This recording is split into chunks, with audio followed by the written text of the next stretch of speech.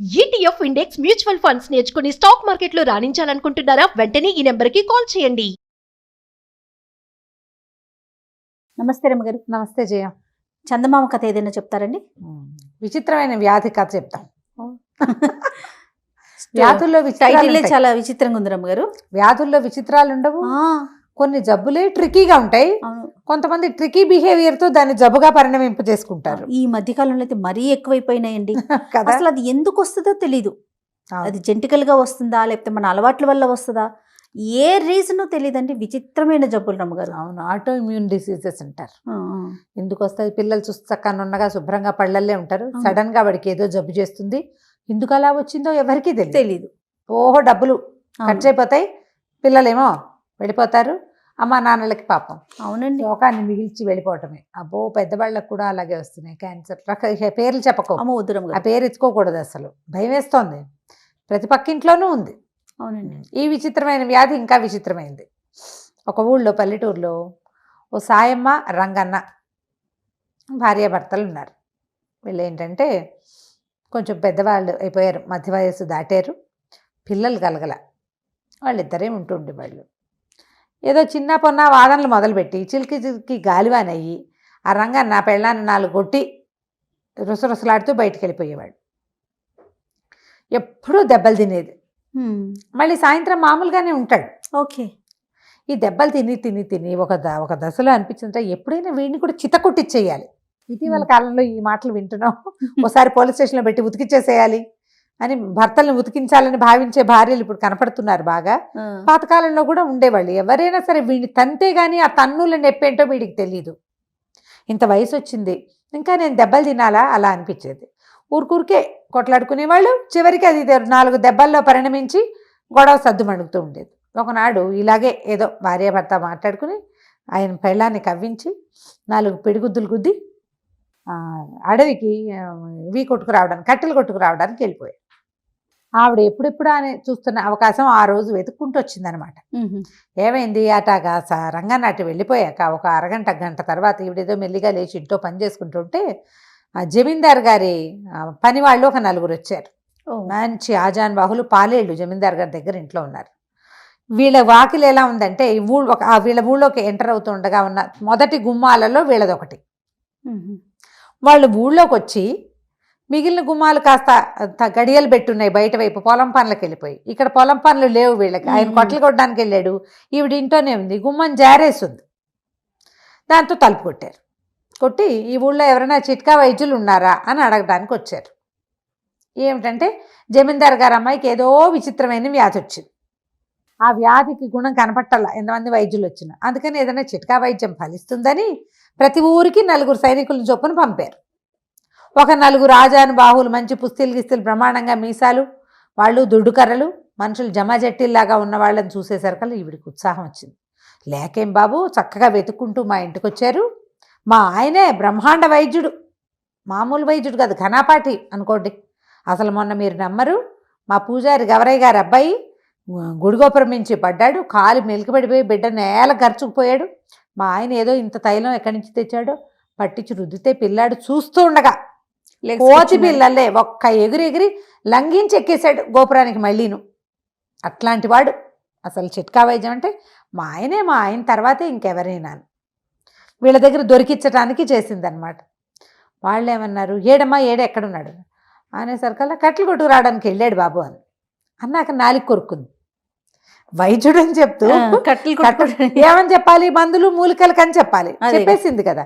చెప్పేయంగానే వాళ్ళు అన్నారు, అదేంటమ్మా అంత ఘన వైద్యుడు అంటివి, ఆయన అటైటా వెళ్ళాడు, కట్టెలు కొట్టడానికి ఇంకెవరు లేరా ఏమిటమ్మా అంటే, అదేనండి మా ఆయన వింత, మా ఆయన భలే విచిత్రంగా ప్రవర్తిస్తాడు, అచ్చు కాపల్లే ప్రవర్తిస్తాడు, తల గుడ్డ కట్టుకుంటాడు, పంచె ఎగ్గడతాడు, పొలం కాపులు ఎట్లా పనిచేస్తారో అట్లా చేస్తాడు.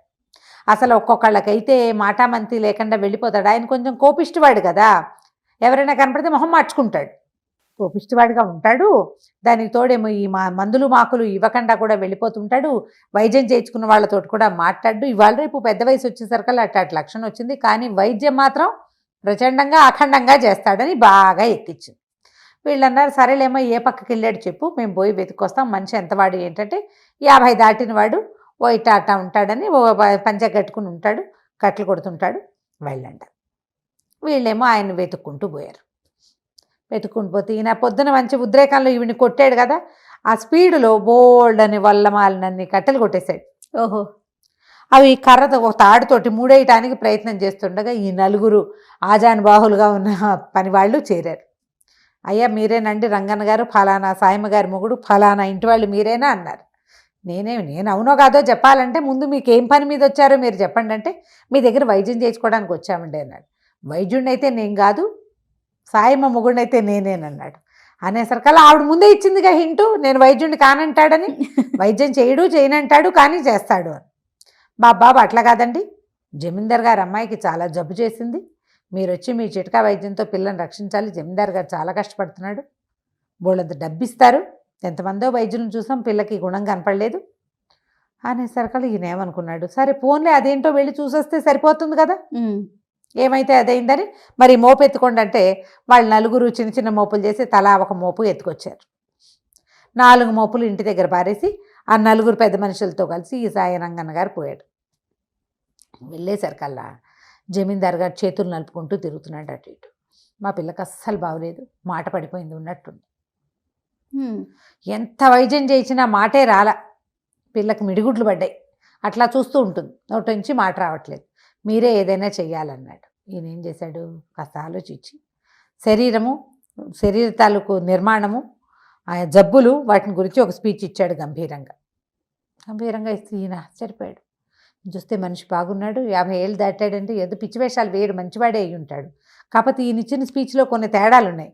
అదేమిటంటే చిన్నప్పటి నుంచి నేను విన్నాను గుండె ఎడం పక్కన ఉందని నాకు తెలుసు, మీరు ఏదో కుడి పక్కన ఉందని చెప్తున్నారు ఏమిటండి అన్నాడు.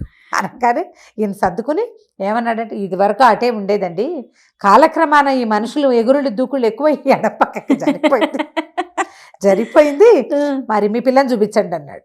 ఆ పిల్లని చూపించేసరికల్లా లోపలికి వెళ్తే ఆ పిల్ల చక్కగా అందంగా చిలకలాగా ఉంది, అదే పనిగా చూస్తుంటే ఏం చెప్పినా ఏమిటి అదేం మాట్లాడదే, నవ్విచ్చినా నవ్వు మాటలు మాట్లాడినా మాట్లాడాల. ఈయన అన్నాడు, ఓ పని చేయండి, మరి వైద్యం సంగతి నేను చూస్తాలేండి, చక్కగా అన్నం ఉండలు చేసి మజ్జిగలో ముంచి తినిపించండి, అన్నపు ఉండలు మజ్జిగలో ముంచి తినిపించండి, చిలకలకు పెట్టే ఆహారం అదే, చిలకలకు కనుక అట్టాటి తిండి పెడితే శుభ్రంగా మింగేసి చక్కగా మాట్లాడి చిలకలాగా మాట్లాడుతుంది మీ అమ్మాయి కూడా, మజ్జిగానం పెట్టండి, అదే వైద్యం అన్నాడు.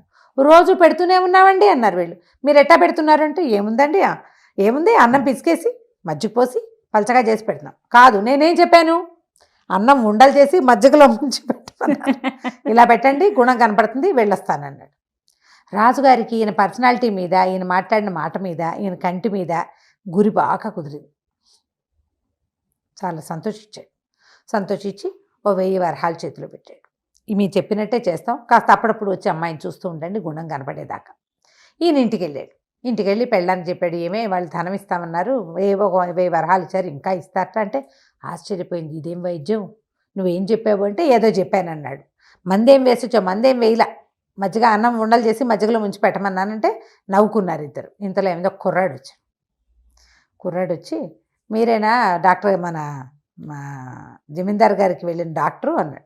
అవును, నేనే జమీందార్ దగ్గరికి వెళ్ళాను, పిల్లకి మాట మంతి లేదు, చక్కగా ఉంది, చూపులకి చిలకలాగా, మాటల చిలకతనం లేదు దానికి అన్నాడు. అనేసరికల్లా కుర్రాడు అన్నాడు, మీ వల్ల ఏం కాదండి, మీరు ఏ మంది వేసినా ఆ అమ్మాయి మాట్లాడదు, ఎందుకంటే అమ్మాయి నేను ప్రేమించుకున్నాం, వాళ్ళ నాన్న ఇంకో పెళ్లి కుదిర్చాడు. జమీందార్ గారి బాధ ఏమిటి, పెళ్లి కుదిర్చాము, పిల్లకి మాట పడిపోయింది, పెళ్లి నాటికి మాటలు రావాలి అని చెప్పాడు ఈయనకి. ఈ రంగన్నకి చెప్పాడు ఆ మాట. ఈ కుర్రాడు ఏం చెప్పాడంటే, పెళ్లి కుదిర్చారు కాబట్టి అమ్మాయి మాట్లాడటం మానేసింది, ఇది జబ్బును పడిపోయింది కాబట్టి పెళ్లి ఆగిపోయింది, సంబంధం వాళ్ళు సిద్ధంగానే ఉన్నారు, ఏనాడు ఈ పిల్ల జబ్బు కుదిరితే ఆ రోజు పెళ్లి చేసుకోవడానికి, ఆ జబ్బు కుదిరే జబ్బు కాదండి అనగానే ఆ రంగన్న అన్నాడు, ఎందుకు నాయన ఈ బాధ అంతా, నువ్వు రా నాతోటి అని చెప్పేసి 3వ రోజున ఆ కుర్రాన్ని వెంబడి పెట్టుకుని రాజస్థానానికి తీసుకుపోతే పిల్లని చూస్తానన్నాడు. మీరు చెప్పినట్టుగానే అన్నం పెట్టామండి, ఏం గుణం కనపడలేదు అన్నాడు. ఇప్పుడు కనపడుతుంది కాదండి గుణం, నన్ను లోపల పంపించండి అన్నాడు. ఈ అబ్బాయి ఎవరండి అంటే, మావాడే శిష్యుడని ఆ శిష్యుని వెంట తీసుకుపోయాడు లోపలికి. ఆ అబ్బాయిని చూడగానే పిల్లకి కిలకిల మాట్లాడటం మొదలుపెట్టింది. వాళ్ళ నాన్న లోపలికి వచ్చాడు. నువ్వు తెచ్చిన సంబంధం చచ్చినా చేసుకో తెలుసా నీకు అంది. అనేసరికి రాజు కొళ్ళు మండిపోయింది. చిచ్చి పాడిపిల్ల పిచ్చివాగుడు బాగుతుంది, ఏదైనా మందేసి దీన్ని నోరు పడిపోయేలాగా చేయమన్నాడు. అనేసరికి రంగన్న అన్నాడు, బాబు ఎందుకండి ఈ పిల్లకి మాట పడిపోయిందే దీనివల్ల. ఒకవేళ ఇది వద్దంటే అమ్మాయి ఆ పెళ్ళే చేసుకోదు, మీ పరువు పోతుంది. మాట తెప్పించిన వాడికి ఏది కావాలంటే అది ఇస్తానన్నారు కదా, వీడే మాట తెప్పించిన వాడు, వాడికి ఇచ్చి పెళ్లి చేయండి, బాగుంది కదా. రాజుగారికి ఏం చేయాలో తెలియలే, పిల్ల నువ్వు నువ్వు చచ్చిన పెళ్లి నేను చేసుకోనంది. ఇక జమీందార్ గారు ఏం చేస్తాడు, ఈ లోపల దాసీలు వాళ్ళు వీళ్ళు వచ్చేసి చూసేశారు. ఈ కుర్రాడు ఎవరో వచ్చాడు, వాడిని చూడగానే పిల్ల చిలకలాగా మాట్లాడుతోంది. ప్రచారం అయిపోయిందా, ఈ మాట ఇప్పటికి పోదు కదా. సరే ఆయన ఏమనుకున్నాడు, అలా కానివ్వండి, సరే ఈ కుర్రాడి వల్ల మాట వచ్చింది కాబట్టి కుర్రాడికి ఇచ్చి పెళ్లి చేస్తున్నామని ప్రచారం చేయడానికి నిశ్చయించుకుని ఈ రంగన్న గారికి 10,000 వరహాలు బహుకరించి బట్టలు పెట్టి, బాబు సంతోషంగా ఉండండి, మీ వల్లే మా పిల్లకి గుణం కుదిరింది, లేకపోతే ఇది తెలిసేదే కాదు. సరే ఆయన ఇంటికి వెళ్ళిపోయాడు, పెళ్ళాన్ని చూపించాడు, చూడవే ఎంత డబ్బులు వచ్చినాయని. ఆవిడ ఏమందంటే, నువ్వు నన్ను కొట్టడం వల్ల నిన్ను తన్నించడానికి నేను ఏర్పాటు చేశాను, చివరికి ఇది డబ్బు సంపాదన మార్గంగా వచ్చింది, అమ్మాయి గారి విచిత్రమైన వ్యాధి మనకి ఇది వచ్చింది, నువ్వు నీ వ్యాధి కూడా తగ్గించుకో. ఇదివరకు సంపాదన లేక పని లేక కొట్టేవాడివి, ఇంత డబ్బులు వచ్చినాయి, చక్కగా 4 గొడ్డు గోదా పెట్టుకుని కాస్త ఇల్లు వాకిలి ఏర్పరచుకుంటే ఆ పని ఉంటుంది కదా. అవును, ఖాళీగా ఉండకపోవడంతో ఇంకా ఆయన ఎప్పుడూ కొట్టలేదట. వాళ్ళిద్దరూ హాయిగా ఉన్నారు. కథ కంచుకి మనం ఇంటికి. చాలా బాగుందండి. నమస్తే. నమస్తే.